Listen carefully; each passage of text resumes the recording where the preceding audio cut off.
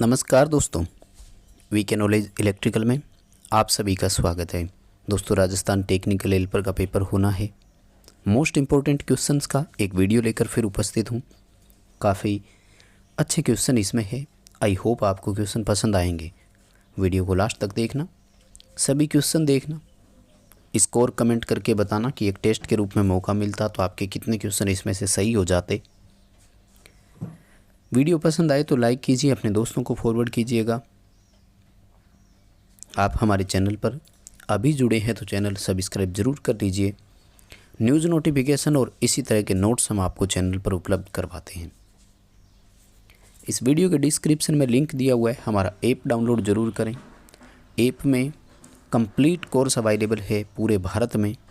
ITI आधारित किसी भी एग्ज़ाम की आप तैयारी करें, मोस्ट सपोर्टिव कोर्स आपको यहाँ पर मिलेगा। टेस्ट सीरीज़ भी उपलब्ध है, आप अपनी तैयारी देख सकते हैं कितनी तैयारी है। आइए दोस्तों, आज के क्वेश्चनों से शुरू करते हैं और नंबर 1 क्वेश्चन आपकी स्क्रीन पर है।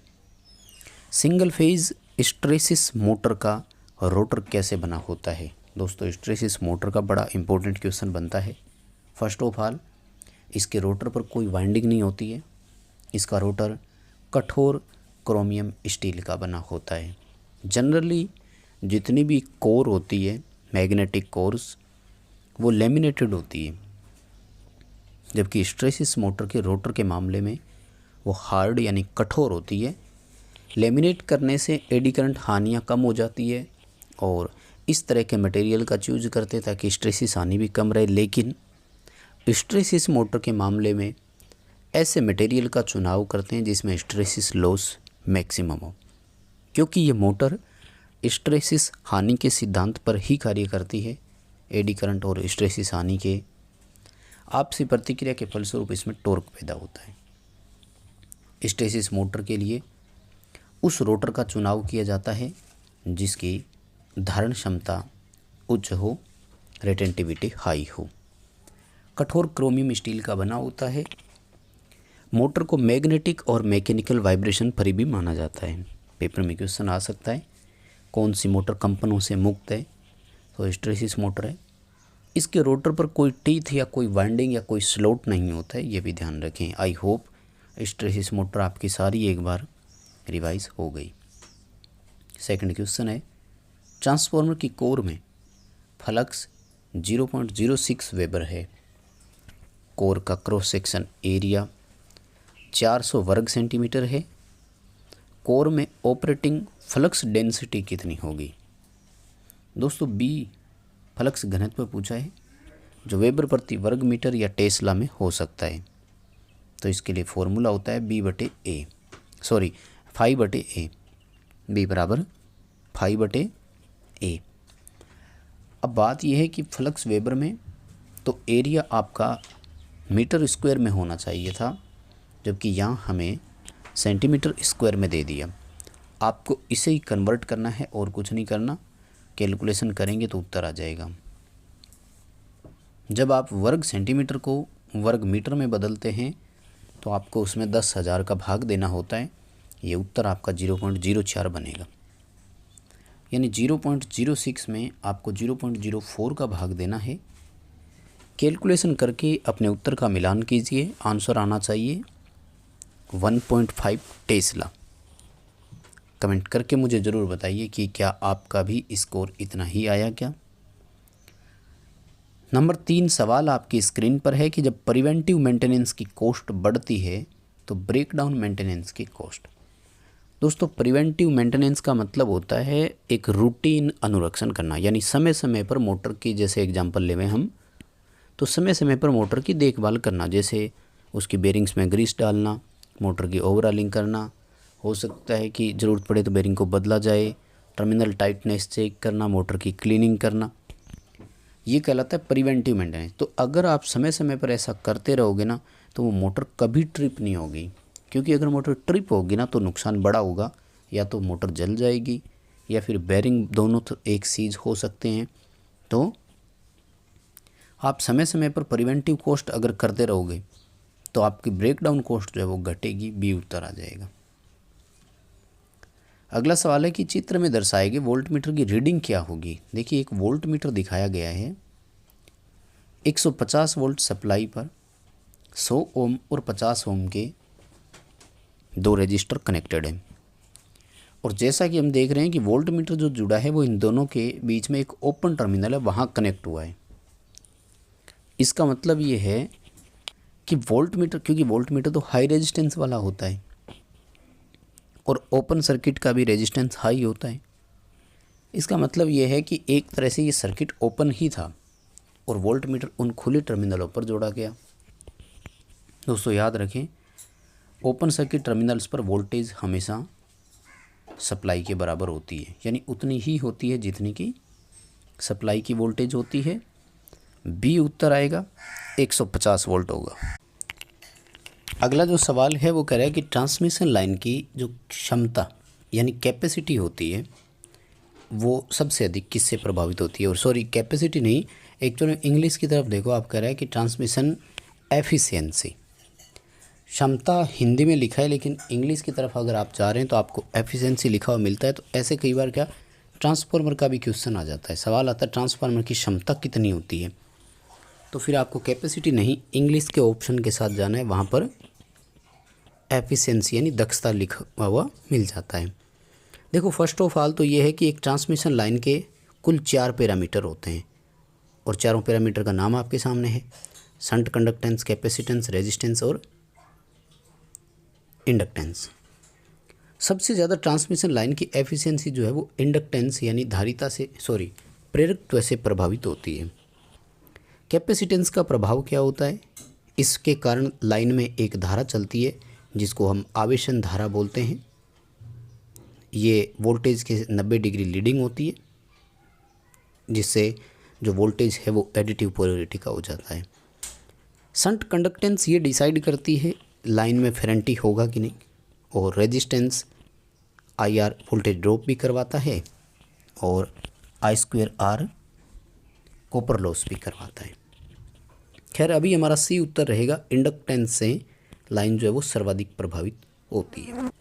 अगला सवाल, HRC फ्यूज जिसका पूरा नाम हाई रप्चरिंग कैपेसिटी है तथा विशेष प्रकार के कॉन्टैक्ट बनाने के लिए किस धातु का इस्तेमाल किया जाता है। दोस्तों HRC फ्यूज के कॉन्टैक्ट और जो कॉन्टैक्टर होते हैं उनके लिए भी हम विशेष तौर से बनाते हैं, तो उसके लिए चांदी का उपयोग करते हैं, सिल्वर ऑप्शन आएगा, ए उत्तर अपना यहाँ सही रहेगा। HRC फ्यूज का पूरा नाम पता है, हाई रप्चरिंग कैपेसिटी है, कई बार इजी क्वेश्चन आता है तो पूछ लिया जाता है पूरा नाम क्या है। HRC फ्यूज का फ्यूजिंग फैक्टर बहुत इंपॉर्टेंट क्वेश्चन है, 1.1 होता है। अगला जो हमारा सवाल है वो है कि एक अल्टरनेटर पावर स्टेशन में बस बार के साथ सिंक्रोनाइज किया जा रहा है, यानी बस बार ग्रिड कहलाएगा, अल्टरनेटर एक तरह से इनकमिंग मशीन हो गया, जिसकी फ्रीक्वेंसी 50 हर्ट्ज है, यानी जो बस बार जिसके साथ हमें जोड़ना है उस ग्रिड की फ्रीक्वेंसी 50 हर्ट्ज है। सिंक्रोस्कोप का इस्तेमाल किया जा रहा है और सिंक्रोस्कोप का लैंप जो है वो पूर्ण प्रकाश के साथ चमकता है, तो इसका मतलब है कि अल्टरनेटर और ग्रिड की फ्रीक्वेंसी एक समान हो चुकी है। ये कंडीशन ब्रेकर लगाने की है, सिंक्रोनाइज करने की है। इस समय अल्टरनेटर की फ्रीक्वेंसी भी पूरी 50 हर्ट्ज हो चुकी है, सी उत्तर सही होगा। अगला सवाल ये काफ़ी इंपॉर्टेंट क्वेश्चन है दोस्तों और पेपर में कई बार आ भी चुका है। वह नियम कौन सा है जो किसी कंडक्टर के इकोनॉमिक साइज का वर्णन करता है, यानी कहते हैं कि एक चालक का आर्थिक आकार जो चयन किया जाएगा वो केल्विन के नियम से चयन किया जाएगा, सी उत्तर होता है। केल्विन नियम आपको इसका सही आंसर करना होगा। अगला सवाल है, निम्न में से कौन सा पीक लोड प्लांट नहीं है। लोड के अकॉर्डिंग प्लांट को 2 कैटेगरी में रखा जाता है, peak load plant, base load plant. Base load वो होते हैं जो एक तरह से यूँ कहें कि रिलायबल होते हैं, लगातार पावर डिलीवर कर सकते हैं किसी भी मौसम में। तो इसमें अपने जितने भी है परंपरागत वाले आते हैं, जैसे एक तो थर्मल हो गया, न्यूक्लियर भी इसी में आएगा, हाइडल भी इसी में आएगा, ये लगातार हमें सप्लाई दे सकते हैं।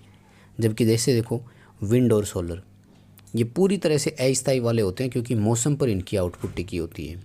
इसी तरह से डीजल वाला भी आएगा, गैस वाला भी आएगा। तो थर्मल जो है ये बेस लोड प्लांट की श्रेणी में आएगा, जबकि बाकी तीनों प्लांट जो है वो पीक लोड प्लांट की श्रेणी में आते हैं। अगला सवाल है कि एक ताप संवेदी प्रतिरोधक जिसका प्रतिरोध ताप बढ़ने से घटता है। देखो प्रतिरोध ताप बढ़ने से घटता है तो उसको अपन बोलेंगे एनटीसी। पूरा नाम होता है नेगेटिव टेम्परेचर कोफिशिएंट, और एनटीसी को हम थर्मिस्टर बोलते हैं। ठीक है, और सेंसर जितने भी होते हैं ध्यान रखना इनको अपन पीटीसी बोलते हैं। विशेष प्रकार के 4 प्रतिरोधक होते हैं जिनमें एक को पीटीसी कहते हैं, एक को एनटीसी बोलते हैं। पीटीसी का सेंसिस्टर नाम होता है, एनटीसी का थर्मिस्टर नाम होता है। एक होता है वीडीआर जिसका पूरा नाम वेरिस्टर होता है, और दूसरा नाम वेरिस्टर होता है, और एक होता है एलडीआर जिसका दूसरा नाम लाइट कंडक्टर या फोटो कंडक्टर है। पीटीसी का पूरा नाम पॉजिटिव टेम्परेचर कोफिशिएंट, इसमें मेटल्स वगैरह जितने भी है सब इसी में आते हैं। NTC negative temperature coefficient, semiconductor, insulator, electrolyte तीनों इसी में आते हैं। वीडीआर वोल्टेज डिपेंडेंट रेजिस्टर होते हैं, और ये जो अपना एफईटी होता है इसी में आ सकता है। वेरेक्टर डायोड इसी में आ सकता है। LDR light emitting conductor diode कहते हैं इसको, या लाइट डिपेंडेंट रेजिस्टर बोलते हैं जिसमें एलईडी और फोटो डायोड आ सकते हैं।